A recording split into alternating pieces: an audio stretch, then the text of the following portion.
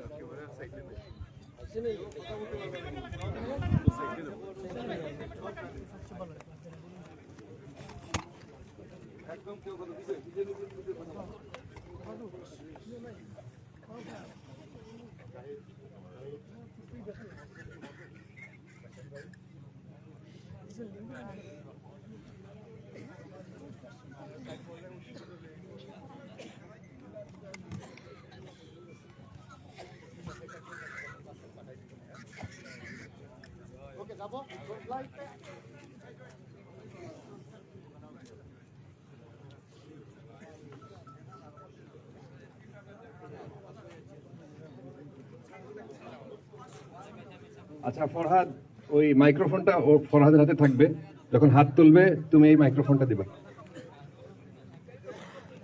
ছাগল টাগল থাকুক, অসুবিধা নাই, ন্যাচারাল জিনিসটা থাকবে। মানে জি জি, আমাদের কাছ থেকে প্রশ্ন করবে।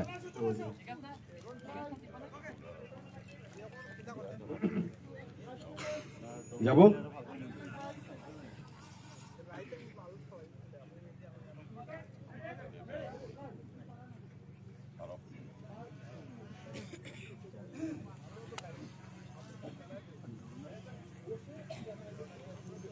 ওকে।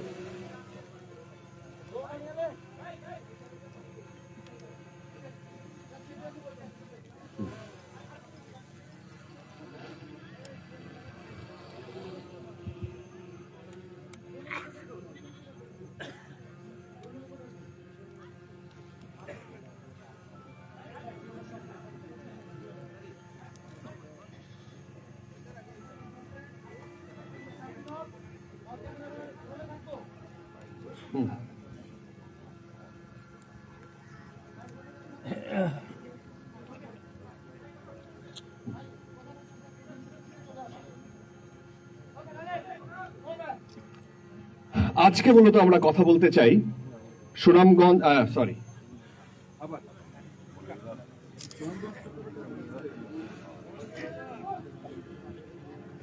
আজকে আমরা মূলত কথা বলতে চাই মৌলভীবাজার ৩ আসন নিয়ে।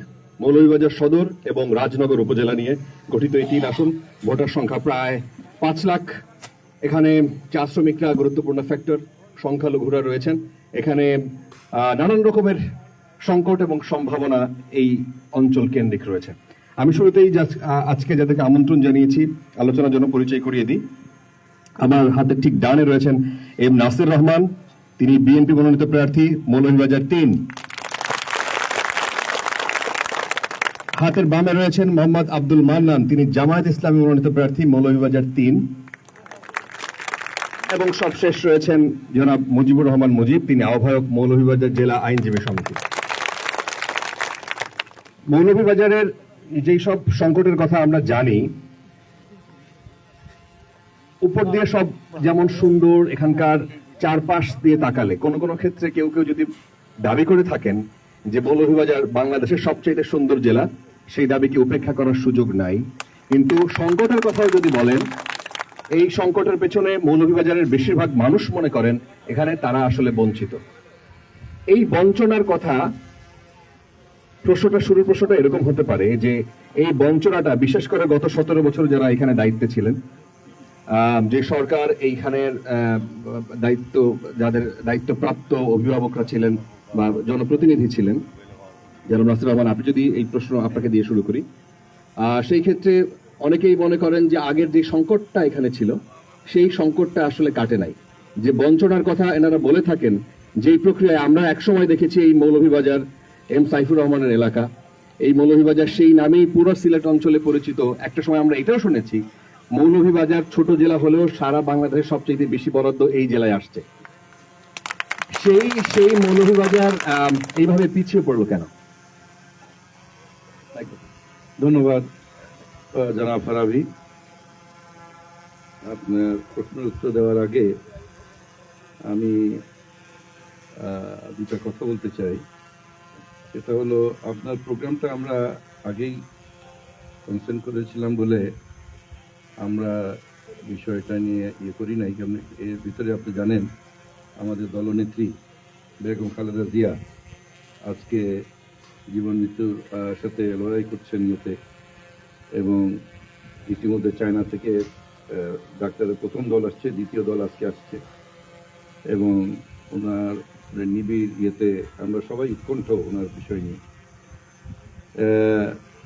এই পরিপ্রেক্ষিতে আজকের এটা হয়তো আমি মনে করছিলাম ঠিক হবে না, কিন্তু যেহেতু আপনাদের একটা প্রোগ্রাম একটা সংস্থায় দিয়ে দিয়েছি, সেই জন্য আমরা এটা আজকে এই অনুষ্ঠানটা আমরা করছি। এবং আমি আপনার এই প্রোগ্রামের মাধ্যমে দেশবাসী সবাই ইনশাল্লাহ বেগম খালেদা জিয়ার জন্য দোয়া করছেন। আমি আবারও আদত্ত আহ্বান জানাবো আমাদের নেত্রী বলবো না, এখন অ্যাকচুয়ালি খালেদা জিয়া এখন আর আমাদের নেত্রী না, উনি এখন পুরো দেশবাসীর নেত্রী, পুরো দেশবাসীর নেত্রী। উনি দেশবাসীর সম্পদ, এবং আগামী দেশের রাজনীতিটাকে সুষ্ঠুভাবে আসার জন্য ওনার থাকাটা অত্যন্ত প্রয়োজন। আমাদের দেশের রাজনৈতিক সবকিছু স্থিতিশীলের জন্য অনেকে হয়তো বুঝেন না, কিন্তু একটা মানুষই বিরাট একটা ফ্যাক্টর দেয়, আর সেই মানুষটাই বেগম খালেদা জিয়া। আর দলমত নির্বিশেষে আপনারা দেখছেন এখানে কোনো দলের কোনো ইতি নেই। আপনার আমাদের জামাত ইসলামী নেতা নেতৃবৃন্দ ওনার সম্বন্ধে করেছেন, অন্যান্য দলের এনসিপি দলের নেতৃবৃন্দরা ওনার দলমত কোনো বিষয় না। আর আশা করি আমরা আমাদের দেশবাসীর দোয়ায় উনি সুস্থ হয়ে আসবেন, আমরা এই কামনা করি। এবার আপনার প্রশ্নে আসতে, আপনি একটা কিছু বলেছিলেন এখানে যে যারা এখানে দায়িত্বপ্রাপ্ত ছিলেন বা নির্বাচিত ছিলেন। আমি এই জায়গাটা একটু কারেকশন করতে চাই। যেই দল এখানে ক্ষমতা ছিল তারা নাইদার দায়িত্বপ্রাপ্ত ছিল, তারা নির্বাচিত ছিল। তারা গায়ের জোরে এবং ভণ্ডামি এবং চোরামি করে ক্ষমতা আকৃষ্ট করে রেখেছিল। তারা কোনো অবস্থাতেই কোনো দায়িত্বপ্রাপ্ত ছিল না এবং কোনো নির্বাচিত প্রশ্নই ওঠে না। তো এখন আপনি তাহলে বুঝেন, যারা দায়িত্বপ্রাপ্ত না এবং নির্বাচিত না, তাদের জন্য তো এলাকা বা এলাকার জনগণের জন্য কোনো মায়া দর থাকতে পারে না। তারা সো কল এই প্রতিনিধি হয়েছিলেন জাস্ট নমিনেশনের মতো, নমিনেশন দিয়ে দিলেই প্রতিনিধি, নির্বাচন তাদের বিষয় না। এই দলের নির্বাচন বলে কোনো আর 2024 সালের এই যে আমি দামি নির্বাচনের মাধ্যমে এর আগে নির্বাচনকে কবরস্থ হয়ে গেছিল। 24 সালের নির্বাচনের মধ্যে মানে ওইটার কমপ্লিট সিমেন্ট দিয়ে ওটাকে বন্ধ করে দেওয়া হয়েছিল। নির্বাচন বলে কোনো জিনিস এই দেশের মধ্যে আসছিল না। যাই হোক, তো আপনি বলেছেন যে এই মৌলভীবাজারে এখানে যে উন্নয়নের একটা ইয়ে ছিল, এটা অবশ্যই আপনার জনাব সাইফুর রহমান বিএনপি সরকারের দ্বিতীয় ক্ষমতাশালী ব্যক্তি ছিলেন প্রধানমন্ত্রী পরে, এবং অত্যন্ত তাপসের সাথে ওনার অর্থমন্ত্রিত্ব করেছেন। এবং সবচেয়ে বড় জিনিস হলো যে বেগম খালেদা জিয়া ওনাকে খুবই সম্মানিত করতেন, সময় করতেন ওনার উপদেশে। তো ন্যাচারালি নিজের এলাকার জন্য তো একটু আসবে, এই কথাটা বলে ওনাকে ইয়ে করতে পারবেন না যে না উনি খালি মৌলভীবাজারেই করছেন। নো, উনি গ্রেটার সিলেটে প্রচুর করেছেন। এবং এটা বলবেন না যে না উনি রংপুর ডিভিশন কিছু দেন নাই বা এরকম কোনো কিছু নেই ওই ধরনের। হ্যাঁ, একটু পক্ষপাতিত্ব নিজের এলাকা তো থাকতেই পারে, হ্যাঁ এটা থাকতেই পারে, বা তাই বলে উনি অন্য অন্য এলাকায় কোনো বঞ্চনা করেন না। হ্যাঁ, এবং গ্রেটার সিলেটে আপনি এই 4টা জেলাতেই কিন্তু ওনার আপনি অনেক উন্নয়নের আপনি ইয়ে পাবেন। এখন আমরা আমাদের যদি মৌলভীবাজারে আসি, উনার মন্ত্রিত্ব থাকাকালে এবং ওই এক সময় আমিও এমপি ছিলাম 2001 সাল থেকে 2006 সালে।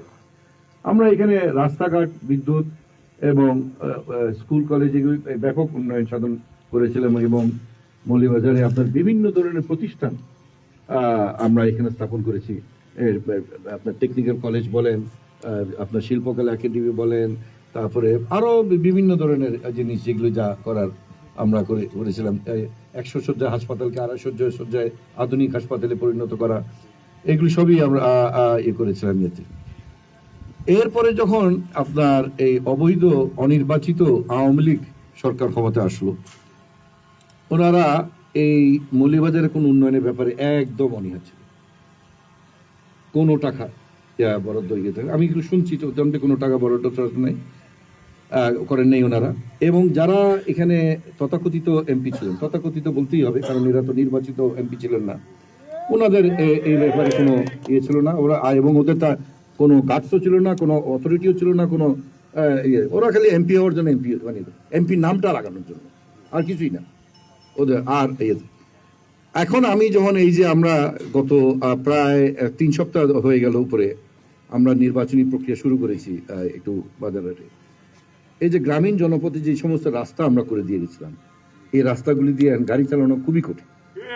যে জায়গায় যেতে আপনার 15 মিনিট লাগবে সেটা অ্যাকচুয়ালি লাগে আপনার 30 থেকে 40 মিনিট।